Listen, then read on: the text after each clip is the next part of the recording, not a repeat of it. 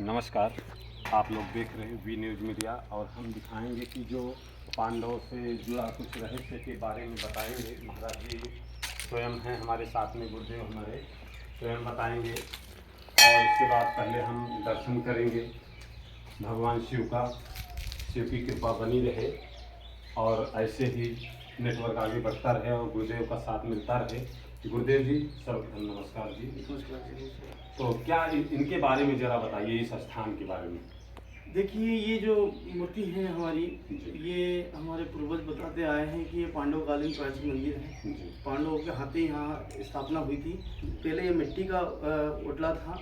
अब जाके गांव के लोगों ने मिलकर के, हम लोगों ने मिलकर के इस चीज़ को लेंटर का मकान जैसे बना दिया है पूरा। जी। और ये प्रतिमा भगवान शिव की जो है, ये कुंती के द्वारा, क्योंकि महाभारत में बताया गया है, भागवत में बताया गया है कि कुंती बिना भगवान शिव की पूजा किए भोजन नहीं करती थी। जी।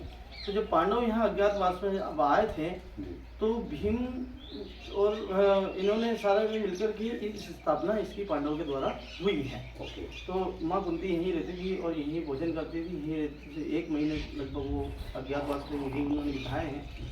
और सुनने में भी आया है कि जहाँ तक हमें जानकारी मिली है कि यहाँ भगवान श्री कृष्ण भी स्वयं आए थे और उन्होंने यहाँ पूरी रचनाएं जो रची हैं कौरव और पांडवों के बीच के युद्ध की, वो यहीं से ही पूरी रणनीति तैयार हुई। अच्छा, ये महाभारत की जो रणनीति युद्ध की जो तैयार की है यहीं से स्वयं हाँ, तैयार क्योंकि की है। यहाँ से करने के बाद में यहाँ से पीताम्बरी का जो कहते हैं ना कि दुश्मनों से जीतने के लिए माँ बगलामुखी का आह्वान हुआ था, जी। जो भागवत में भी लेख है। जी। तो यहाँ से 100 किलोमीटर दूर वो है।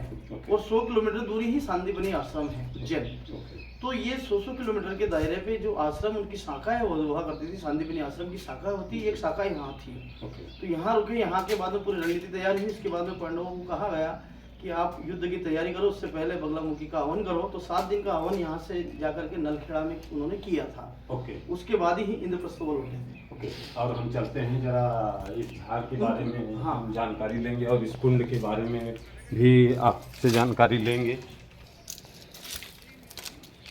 ये पुरानी जो चीज़ें हैं, जी। ये जो पुरानी चीज़ें उसी वक्त की आज भी मौजूद हैं। क्योंकि ये जो झाड़ है, हाँ। ये झाड़ों की जो ये अर्जुन के पेड़ हैं। ओके। तो इन पेड़ों की जो उम्र है वो बताया जाता है कि ये 3-3, 4-4 हज़ार साल पर इनकी उम्र है। आज आप पेड़ की दशा को देखते हैं तो लगभग 2000-3000 साल पुरानी ये चीज़ें दिखाई देती हैं। दूसरी बात कि ये गोमुख कुंड है, जी। यहाँ पांडव वो स्नान किया करते थे। तो उनके लिए ये कुंड बनाया था। वो जब से ये कुंड है, इसकी मरम्मत बार बार होती रहती है। अभी भी हमने कुछ मरम्मत करवाई है और कुछ तो अभी बाकी है। तो ये उसी वक्त का ये प्राचीन कुंड भी है। ओके, जिसमें पांडव स्नान किया करते थे। जी बिल्कुल। और यहाँ एक ऐसा जो वो पेड़ दिख रहा है, वहाँ एक झीरी थी। जी। तो उस वक्त ये बाबा रामदास जी महाराज जी जो थे, तो गांव के लोगों को एकत्रित किया। और गांव के लोगों को एकत्रित करने के बाद में उन्होंने कहा कि अगर आप कुछ कर सकते हो भगवान के लिए तो यहाँ यज्ञ कराइए, जिससे आत्म शांति होती है, समाज में एकता आती है, समाज में अच्छी सद्भावना पैदा होती है। तो गांव के लोगों से यज्ञ करवाया था। तो यज्ञ जब किया तो उस वक्त सुविधाएं नहीं थी। यहाँ से शहर काफ़ी दूर है। तो यज्ञ में घी खत्म हो गया था। ओके। तो जो प्रसादी बनती थी, पहले तेल वेल तो था नहीं, घी का सारा सेवन होता था। तो घी खत्म हो गया। तो यहाँ जब सारे गांव के लोग परेशान हो गए कि भाई अब घी कहाँ से लाएंगे, पब्लिक भूखी जाएगी, कैसे क्या करेंगे।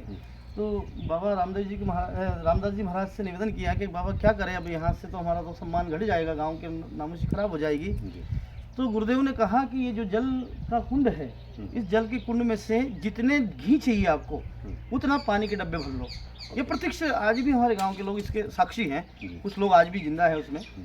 तो वो घी के डब्बे में जो पानी का कुंड में से पानी जो भरा और घी के उसमें डाला, उससे वही घी जैसा स्वाद लगा और सारे लोगों को महसूस नहीं हुआ कि पानी से बना घी है कि घी से बना पानी है। ऐसे माहौल बना करके पूरे जितने भी लोग, तो सबको भरपेट भोजन मिला। और ऐसे यहाँ चमत्कार यहाँ देखने को मिले हैं कि पानी को भी उन्होंने घी बना दिया। ओके जी। और हम फिर देखेंगे वृक्ष के बारे में, आप कुछ बता रहे थे इस वृक्ष के। तब पौधों में एक पौधा है, ये पौधा राज है हमारे लिए। तो क्योंकि हमारे 3-4 पीढ़ी के लोग जो बड़े आज जो 100 साल की उम्र में होने वाले हैं, उनसे भी हमने पूछा है कि ये पेड़, तो ये जो भी कहते हैं कि ये पेड़ जैसा दिख रहा है वैसा ही है, ना तो ये बढ़ता है ना घटता है।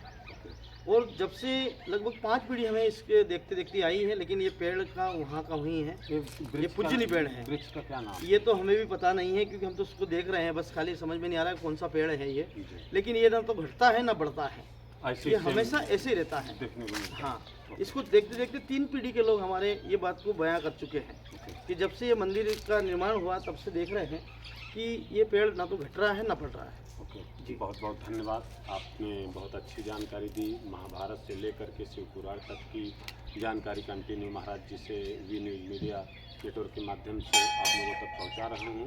और दोस्तों, चैनल पर जुड़े, चैनल को सब्सक्राइब करें और आगे बढ़ाएं, ताकि आप लोगों के लिए ऐसे नई नई चीज़ें और नए नए स्थान के बारे में जानकारियाँ मिलती रहे। और चैनल को सब्सक्राइब करें, मजबूत बनाएं। जय विश्वकर्मा, जय विज्ञान, जय हिंद, जय भारत, जय संविधान।